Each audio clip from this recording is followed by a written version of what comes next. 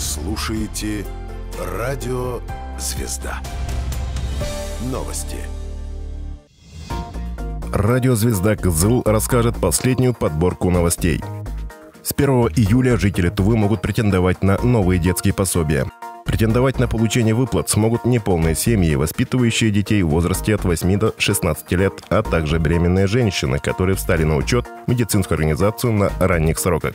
Размер пособия зависит от прожиточного минимума, установленного в каждом отдельном регионе страны. Так, для неполных семей он составит половину от прожиточного минимума ребенка, а для беременных женщин 50% от прожиточного минимума для трудоспособного взрослого.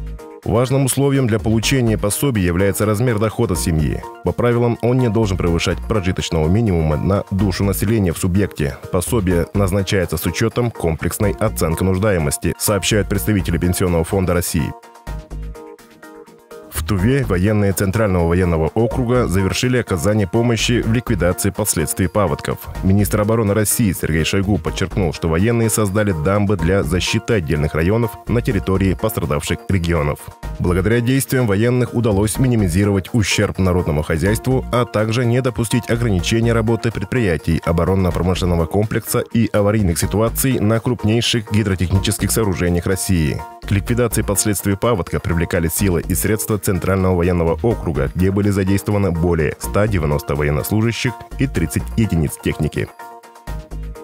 Новые пятиэтажки по улице Иркутской планируют сдать ко дню строителя. Новую жилплощадь получат жители Тувы по программе переселения из аварийного жилья и дети-сироты. По проекту комплексной застройки микрорайона Иркутский Кызыла планируется возвести 13 многоквартирных домов с общей площадью жилых помещений 50 тысяч квадратных метров на 1478 человек. Из этого планируемого количества жилых объектов республиканские власти будут приобретать 900 квартир, из которых 225 будут направлены на обеспечение жильем детей-сирот и 675 квартир на продажу населению в качестве коммерческого жилья. О погоде. В течение суток 24 июня местами по республике ожидаются грозы, усиление ветра, возможен град. Ночью в горах местами сильные дожди, ночью и утром местами туман. Ночью плюс 9, плюс 10, днем плюс 21, плюс 26 градусов. В Кызыле переменная облачность, ночью кратковременный дождь, возможно гроза, днем преимущественно без осадков. Ночью плюс 9, плюс 11, днем плюс 24, плюс 26 градусов.